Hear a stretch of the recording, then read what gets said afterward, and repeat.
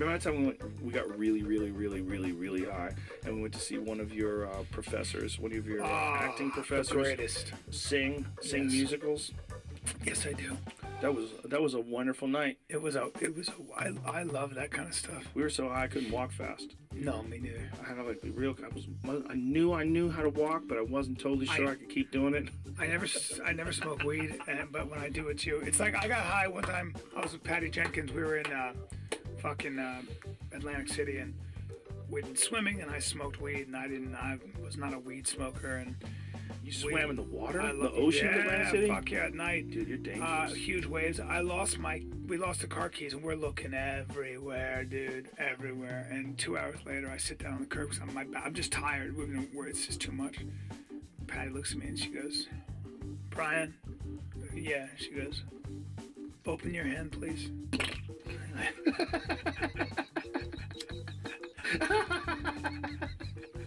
It's in your hand. Of course it was.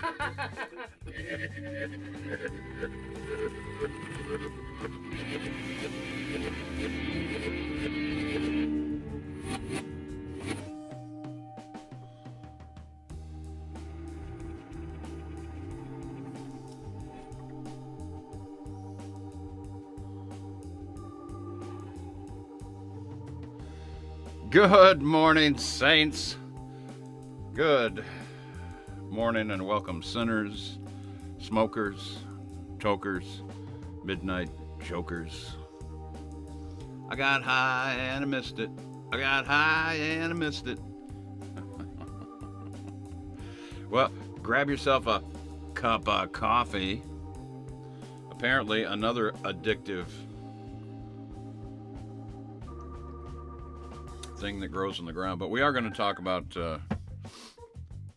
getting high.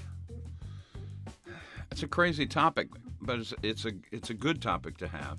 I think it's a smart, edifying topic to have. And here's what we do on the Critical Christian Crowd: we discuss these things, we talk about them. We don't get into any sort of judgment or righteous judgment. We could, but we don't. That's what we do here. We just discuss things. So this will be an interesting one. I hope you enjoyed our little trip around Hollywood here on the Fisherman in the Box. Let's go ahead and get rid of that now that you already know where you are. Goodbye. Yeah, the Hollywood thing was fun. Tom Hanks acting like a retard. Did you like the the handler who's got the little magic machine that controls those guys in Hollywood and politics, where they can put them on pause and they go. You've seen all sorts of examples.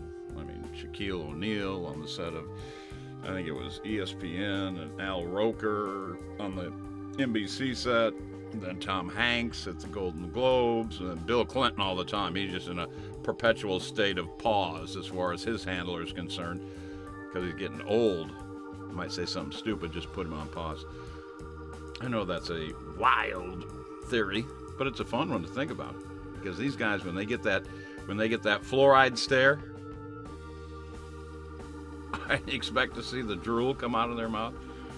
So I was taking a trip around that Hollywood Avenue, and I stumbled on my old friend Joe Rogan. And of course, you know, as a part of the Critical Christian Crowd, these guys are not a part of my life. I want to reestablish this fact that I don't spend my whole days and nights watching Joe Rogan, and I've already dismissed Owen Benjamin after his appearance at the Flat Earth Unity International We Don't Know How to Count convention. Seriously, after I watched him just, rant and rave with the filthiest mouth you could ever see at an event that was supposed to be a family function, I mean, I lost all respect for the man. Plus, he wasn't prepared. It was terrible.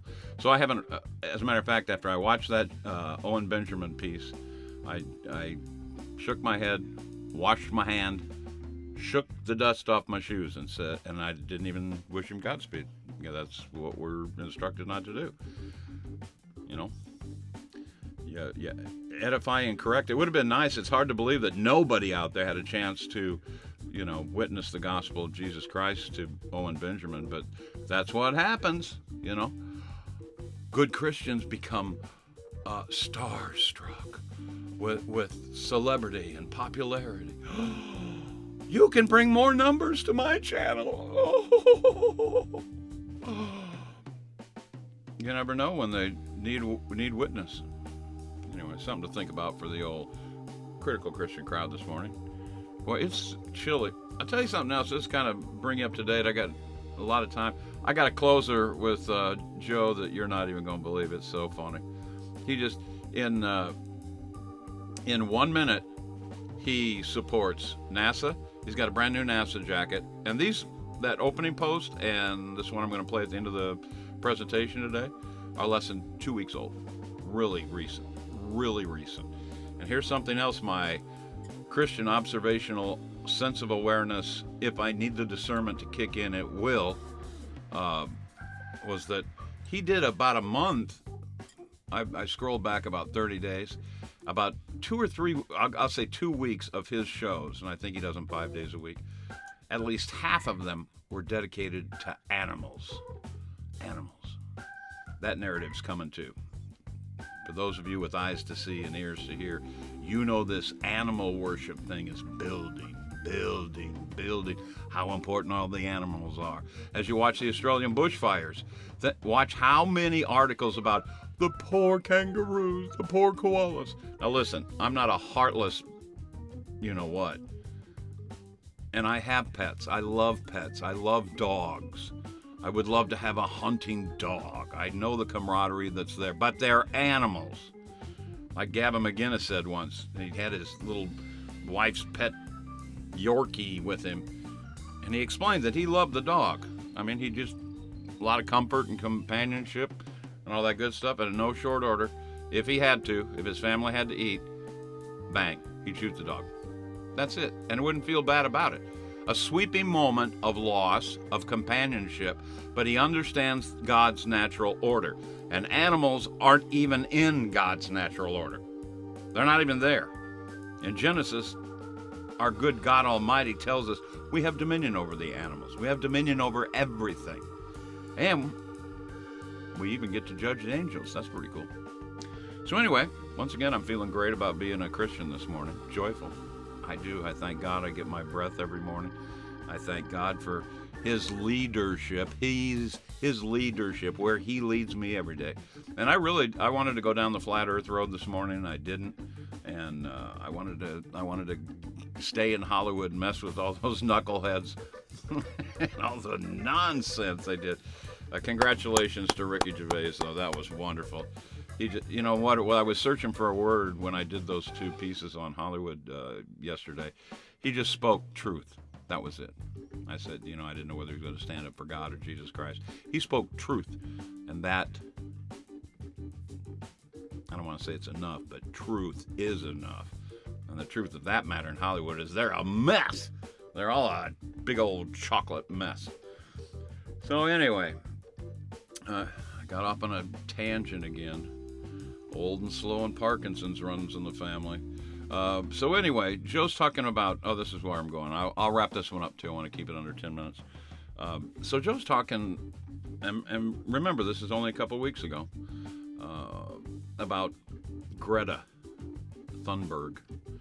And he was, of course, very apologetic to the treatment that she was receiving, to the point where only Joe Rogan can do it.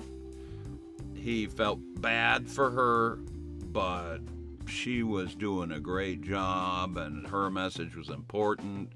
And before you know it, he's telling everybody how great autism is. That's a cool thing to have autism. He's wearing a NASA jacket. And then he said that emotions are important, but wouldn't it be nice if we had a pill or a drug to get rid of human emotions? I'm alluding to, or observing his importance of a zombie state of society. I'm telling you, folks, it's wicked out there. It's crazy. And if you want to see what's coming down the pike, just put on Joe Rogan and you'll see it. As a matter of fact, let's wrap it up. And let me say, beautiful day in Minnesota. Blue skies and no white snake clouds. Governor must be on a picnic. Well, God bless you all. Thank you for sticking around. Here's our good buddy Joe Rogan with a little of my new Fancy Dan editing effects. I hope you enjoy. God bless you all. Warm sun in your face, wind at your back. What's the other thing? Oh, yeah, rain's on the field. And until we meet again, I hope God does protect you in the hollow of his hand. Thank you very much, folks. God bless you all. Not wrong. It's not wrong, her opinions. But it's like she's really young to handle this. I don't know if she's autistic. She seems very, very smart. Is she like this all day?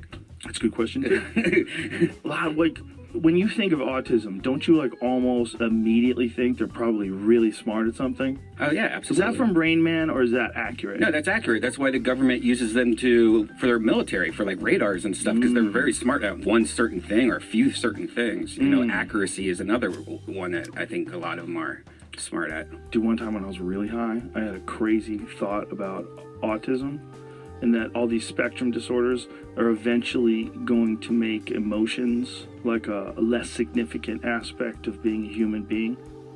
You know, some people, they don't have any control over their emotions, right? They fly off the handle, they're nutty, they cry, they scream. It varies, right, with all of us. Wouldn't it be, like, more efficient if that wasn't the case anymore? Like, if there was like an appendix. You know, we had an appendix. We had an organ that we used to use to like processing roots and shit, or bark. Bone. Is it bone? Yeah, I thought it was like breaking down bones. Something we don't use anymore because of our diet change.